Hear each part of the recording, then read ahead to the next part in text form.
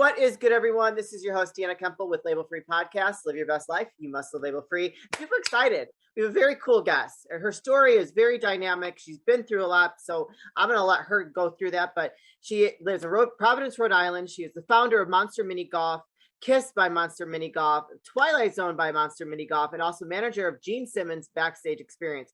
Please welcome Christina Everybody does it. It's okay. Oh my Vitagliano. God, I had it. Oh, say that again, please. Vitagliano. Italiano. Okay. Yeah, that's okay. I want to pronounce the G. I know. The G's an alphabetical waste and it messes everybody up. Oh my goodness. Yeah. Well, welcome, Christina. Can you please introduce yourself and tell the audience a little bit about your background? Sure. I live in Las Vegas right now. We've been here for a little over 10 years, originally from Providence, Rhode Island. That's where we started Monster Mini Golf.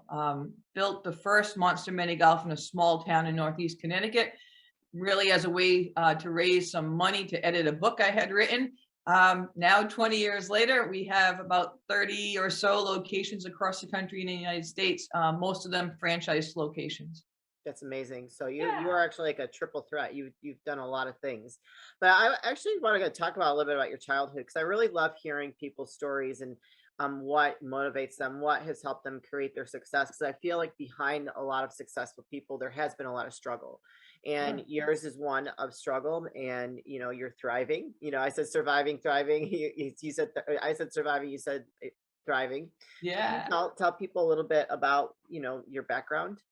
Sure. I had a rough background, not that anybody should have to experience any of it, but my background included years of child abuse, sexual child abuse. So I don't know what it is about me, because it affects everybody so differently. And there's an awful lot of it that happens that nobody knows about. Yep. But for me, my vice was working and just at the time surviving. And now they call people who've been through trauma, whether it's child abuse or domestic abuse or anything really, they call you survivors. But in reality, and that's a personal thing with me where that word bugs me, because sure, we've all survived, which means we're basically breathing and walking the earth. Right. That's one thing, because that doesn't always, work out for a lot of people. That's not fair to a lot of people. It's the people who have been through things they shouldn't have. Yeah. If you can come out of it where you've overcome that balance, where that's not controlling you, you're probably more controlling it, that means you're thriving. Yes. Because I've survived for a very long time in my life. I don't want to survive. I want to do more than that. Yeah. Life isn't about existence, Yeah. So, yeah. So they consider that when you've been sexually abused by a family member, they consider that human trafficking. So you're a human trafficking survivor. And so congratulations for getting through that, because I'm one myself, not from family, but that really does a lot of damage. It does. And it does. And it in my experience in life, and I didn't realize this until I was probably in my mid-20s, I didn't realize how much effect, to me, it just happened like every night. Oh, my goodness. But for some people, one experience, whether it's rape or whatever, or it doesn't matter what it is, can affect that person just as dramatically as somebody who's been through what I've been through, because we're all so different. Yeah. And that took me, when I saw that and I experienced that in life, when somebody said, hey, this is what happened to me, and I watched that person just fall apart and never pick up the pieces, I thought, holy cow, this is just, it just shouldn't happen. But yeah. It does affect everybody differently, and you have to decide whether you're going to allow that to be your whole story or just part of your story, a chapter in your story, and just hopefully grow from it, heal, and move forward. It sounds like you've definitely healed. Yes, your bio says that as you're in your childhood, you had no heat, no money, no home, no food. But a lot of people didn't know that on the outside. So you've really experienced. I mean, that had to be very detrimental, on top of being sexually abused at a very young age. Yeah, I think when you're a child, there's a good and a bad to that. I probably not the right words, but when you're young, you don't know any better. Yeah. So your resilience is just amazing. And the more you learn and the more you experience, it affects you in more negative ways, and it should. But as a child, you tend to be able to accept more because your family is the core of your life. Right. So if it's bad in that family, you feel like you still should be in that family. That's an your inner child. All you want to do is usually make your parents happy and be part of a family. Your biggest fear, or my biggest fear, was being tossed out and becoming an orphan, or Yeah. ruining the family, or all those things, as a child anyway. Yeah. Wow. Well, that's you, onward and upward. Sounds like you totally have done that. So it looks like you, from what I'm reading here, you've opened in May of 2004 Monster Mini Golf. So tell us about that. What was your inspiration? What caused that creativity to pop up for you? At the time, I had met my husband, who was actually, we were married then. I left my career. I was a workaholic, so my vice was working, just Okay. working, and it kept me occupied. So I left my career. My background is managing retail management, district management. You know, work your way up that corporate ladder. Sure. Then I went on to manage restaurants and nightclubs and marketing and things like that. When I met my husband, I just quit one day and said, I can't do it anymore. I have to be able to balance a real relationship. So I went to work with him for a bit. He owned a sound and lighting production company where he'd rent equipment out to concert venues and things like that.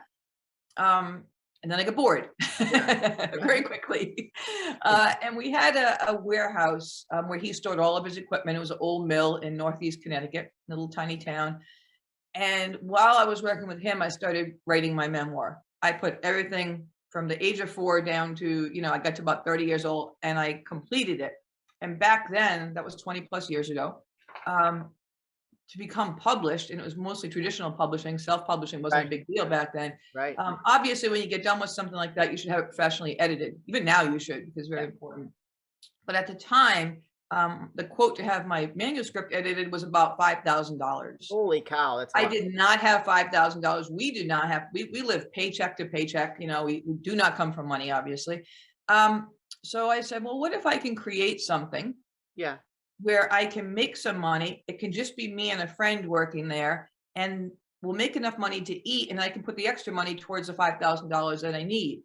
So we were coming home from New York one day. My husband was working a gig, and I said, I think I have an idea. I think I want to do mini golf indoors. And I remember him saying, why? Yeah. Like, why would anybody want to do that? We're in New England. We want to be outside. I said, because I need to work all year round. I can't work 3 months a year. Yeah. So I said, here's the deal. If I take everything that I've done and I toss it into this one kind of concept and everything that I've learned, this is what I came up with. I wanted something with little to no inventory.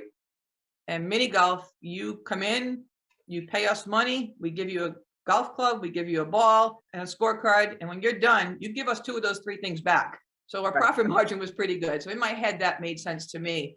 I could do it with a friend. Me and a friend, you don't have to go to school to learn how to sell mini golf tickets. Sure. Yeah. But then I had to build it. Yeah. And it was also important to me to create something that was fun. We lived in a town that was very low income town, old mill town. And all I heard from the parents was it costs too much money to go to the movies. We can't even afford to go to the movies these days. Yeah.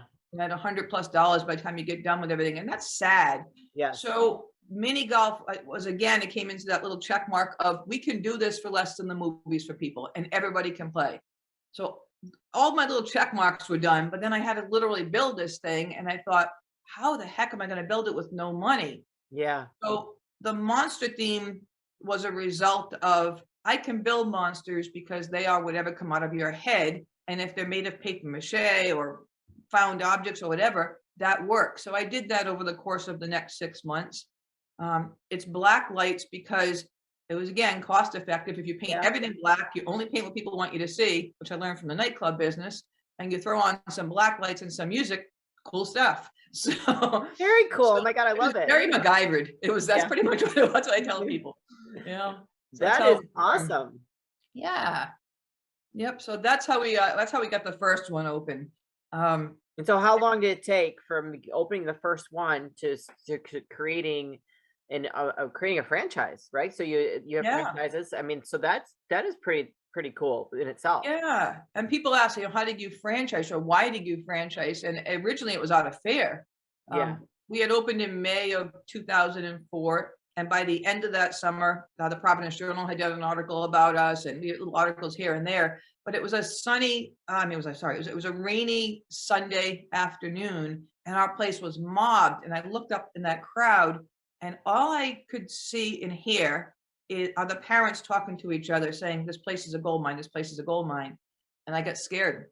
Oh, really? I said to my husband, we either have to open a new one, a bigger one, a second one in the city, or I got to do something else. Right. And we couldn't afford to build in the city at the time. So I was very naive. And I said to him, well, why don't we just franchise it? Didn't know anything about franchising at the time. McDonald's did it, Dunkin' Donuts did it. That was my experience in franchising. So I got online and I searched, how do I franchise my business? And back then, it wasn't a lot really online back then. There was no Google. Yeah. Now you have everything. Now you have access. Now it's everything. Like 3 things came up, and we learned how to franchise a business, and we sold everything that we owned. We took out an insane loan from the guy who owned that company because he believed in us so much, and we spent the next 9 or 10 months, because that's what it takes to become legal to franchise.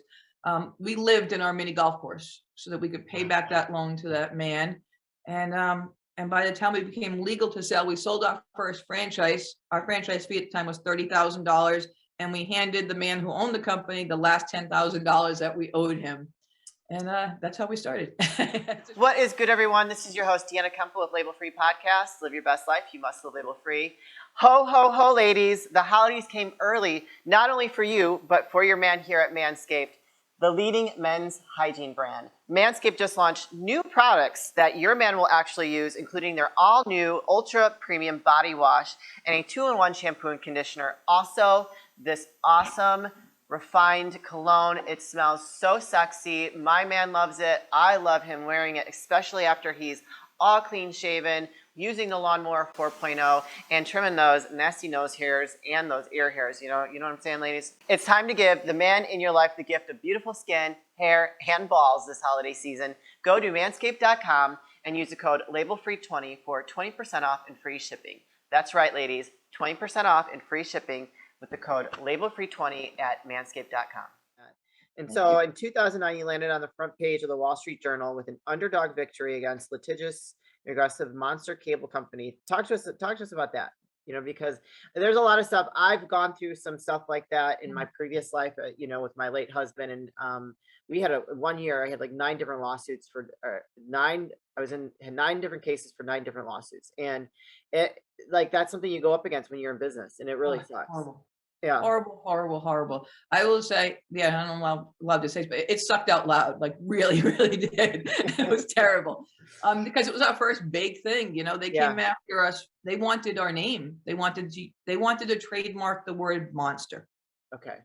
Now, to me, who started this from scratch, obviously I'm very passionate about our name. We had franchisees. I was terrified. Sure. And our bills, we obviously, you need attorneys, and gosh, we have a lot of attorneys now, but you need attorneys to handle this for you. So as we learned more about this company, we were the 434th person they sued trying to own the word monster. Holy cow. So over the years, they had gone after everybody that used the name. And in most cases, even to this day, people don't understand trademarking. And I know more about it than I ever should, but you don't. So he was a bully, and he would convince them to sign, opposed to their other choice was getting sued, losing everything they had, because usually you don't have that much money to pay for your legal fees. Right. So it was almost extortion. And it's called, trademark bullying. Yeah. He would get them to sign their name over to him, and he would kind of license it to them for $1 a year for the rest of their lives. And they thought, well, this is great. I get to use my name. It doesn't cost me any money. Meanwhile, he's stacking up marks. So he owns, Monster with jeans. He owns Monster with this. So eventually he will own the word. Right. So we made a point to learn about all of this. And I didn't care. I just went at him with everything that we had. It was before Facebook, before a lot of the social media, but Reddit did exist. Yeah. Fax machines existed, everything. We went bananas. Our legal fees got to the point where they were back then up over $200,000. And for us back then, we got to a point then where if we lose everything, and Right. we don't exist. So when you have nothing to lose except Right. everything, you fight harder. Yes. I remember it was before Chris. It was like right around Christmas time, maybe a couple of days before Christmas, and I was wiped. We were exhausted, and I said to my husband, "I'm going to send him." I found his home address. Took me a while because, again, not a lot on the internet back then. Yeah. Found his home address, and I wrote his wife a letter. And I said, "This is what your husband is doing. This is what he's been doing to other companies. My gut feeling is he's forgotten who he is." Yeah. Because I believe that if you throw half a dozen real entrepreneurs, meaning you started with nothing and you've built this cool empire, if you throw them all into a room and they start chatting, they're going to have a lot in common and all their egos will go away and you're going to solve problems. Yes. You add 20 lawyers into that, you'll never solve anything. Correct. So I said, this is what's happening. And I sent a couple of, I think, DVDs. Maybe it was VHS back then. I don't even know. I sent, like, the Grinch That Stole Christmas. I said, right now, this is who you're living with. Right. And that was it. And I didn't hear anything. My husband and I, we were so tired from fighting. Our entire crew was fighting with us. Yeah.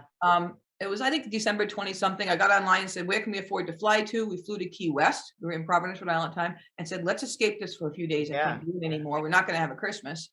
And Christmas Eve, his attorney, who was pure evil, called us and said, Noel wants to talk to you guys directly. I said, oh, really? Yeah.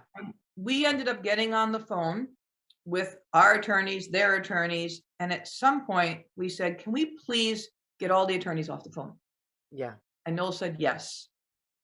And we talked to each other. We solved our problem. And in the long run, he agreed not to sue anybody else for use of that word unless it was legit. Right. And they took care of all of our legal fees. Good. And he even came out to meet us. So, yay! Oh gosh, I'm gonna cry. He was, and I honestly, coming from, he was like Dr. Evil to me, Yeah. His team was more like that. Yeah. But we met face to face. He was a cool guy that just got wrapped up in this craziness. Yeah. Well, and the attorneys, I'm sure he wasn't as hands-on. His attorneys probably did it. No, it was horrible. So, I've been through that. Yeah. His attorney was an in-house attorney, which means that attorney was on his payroll. Okay. There you go. There you go. Yeah. So anybody who knows anything about that, yeah. Yeah. So that's job security for him if he keeps running after everybody with that name, Big time. Oh, that's just awful. Well, I'm glad that worked out in your favor because that's just an awful experience. I know from my past and going through some stuff. In 2012, you opened Kiss by Monster Mini Golf in Las Vegas. So with legendary rock band Kiss. Tell us about that. That's pretty cool. Well, I always, when you're in franchising, no matter who you are, there's somebody that's always a lot bigger. We're very small. We're 30 locations. We're very, very small in franchise world. But your biggest thing, or one of the things that you need to offer to your franchisees, is branding and getting your name out there. So marketing is huge. It's one of the reasons they buy into your concept. So I was always looking for ways, like, we were maybe 6 or 7 years old at the time. And I said, but I want the experience and I want the branding of being 20 years old. I just wanted to jump, And I said, how do we do that? And we had traveled to Las Vegas a lot for a lot of conventions. We said, well, what if we built here? This is a huge commercial. And we thought about it and said, okay, well, if we do that, you can't build a regular Monster Mini Golf. If you're going to go to Las Vegas, you go to Las Vegas and you do something really cool. And we said, well, what if we co-brand? Yeah. So we thought about who to co-brand with. We're a family entertainment concept, but we're a cool family entertainment concept. We attract adults, so you had to stay edgy too, but not over the top edgy, because you still want your children. So my husband was a Kiss fan. I'd always been a Kiss fan. So over the years, I would get stuck listening to Books on Tape by Gene Simmons. Gene Simmons is pretty cool, dude. Yeah. So I had listened to that because we do a lot of road trips and things like that. And as I listened to him, like, there's something about this guy. I would get along with this guy business wise. we would jive, you know? Yeah. So I started to ask people at business meetings when we got done, hey, you have Gene Simmons' phone number? As more of a joke. Yeah. And after about a year, somebody said, you know, Christina, I know you're asking everybody for this. I do have the right contact person for you. You need a license to build a Kiss place. And he gave me Kiss's attorney's number. So I didn't even tell my husband, because I never tell him when I'm doing crazy things because he thinks I'm nuts. So I get That's in a online. good way, though. Oh, it's so much better. I tell him after, and he's like, "Oh, what are we in for now?" Oh, geez. So I emailed the attorney. I explained what we're looking to do, explained where we wanted to do it, and I figured I'd never hear back. So I emailed, sent the email, and I got up from the office and went to get a cup of coffee down the street. And when I came back, our office manager said, "Hey, Christina, so and so is on the phone for you." And I was like, I said, I'm not prepared for this. I thought, oh dear, this is going to go bad. But we spent about 45 minutes explaining, you know, to each other what our brand was like, what their brand was like. And by the end of the call, we initiated a deal. It took us about a year to sign a contract for an insane amount of money. And then we had to build a location in Las Vegas. That is super cool. And so these monsters behind you, are these monsters that are in the mini golf? Yes. So I think this is Yonkers, New York. And I don't know, I like the teddy bear, and our giant is really cool. So the big guy behind us, the green guy, he stands up and he talks and he tells jokes and he farts. So he's a cool dude. I love that. That's very cool. So how can people support you?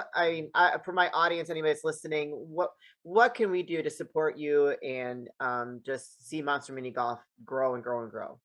Well, easy online and pretty much everywhere on every social media. monsterminigolf.com is our website. At Monster Mini Golf on Twitter, on Instagram. All of our locations have their own Facebook pages. So if you're looking to, you know, see where anybody is, we're very searchable. If you want to reach out to me directly, it's 123 Christina V, and that's on Facebook, Twitter, Instagram. I have my own website for my book, which is titled Every 9 Minutes. Oh, cool. Okay. And that's because every 9 minutes there is a case of child abuse reported. That's reported. Most people don't report it. I did not. So that'll give you a kind of a holy cow. That's insane. Yeah. And if you want to reach me directly, Christina at monsterminigolf.com, you can email me anytime. Awesome. Well, I will make sure I put all those links in the show notes, you guys. So go ahead and check Monster Mini Golf out. Reach out to Christina if you're interested in a franchise. I'm sure she'd love to talk to you and help get you on that path. So don't hesitate to use the links in the show notes to reach out to her. And Christina, before I say goodbye, I always like to ask my guests for any last words of wisdom or advice that they'd like to leave with the audience. Yeah. Real courage begins when the outcome is uncertain. Ooh, I like that. That's a good one. Found it in a fortune cookie 30 something years ago. Oh, and you remembered it all this time, huh? I still have it. Yeah. Oh, very cool. See, you know, I still have some fortune somewhere, but I don't have that good of a memory. But it has been an absolute honor and a pleasure to have you on the show, Christina. You have done some amazing things. I love talking to total boss babes like yourself. You've educated yourself. You've gone through a lot of stuff. You know, that wisdom is priceless when you go through those experiences. But thank you very much for being a guest. You guys, this is your host, Deanna Kemple with Label Free Podcasts. Live your best life. You must live label free. Please don't forget to subscribe, like, comment, share, follow, all those good things. And I'll be back soon with more dynamic guests.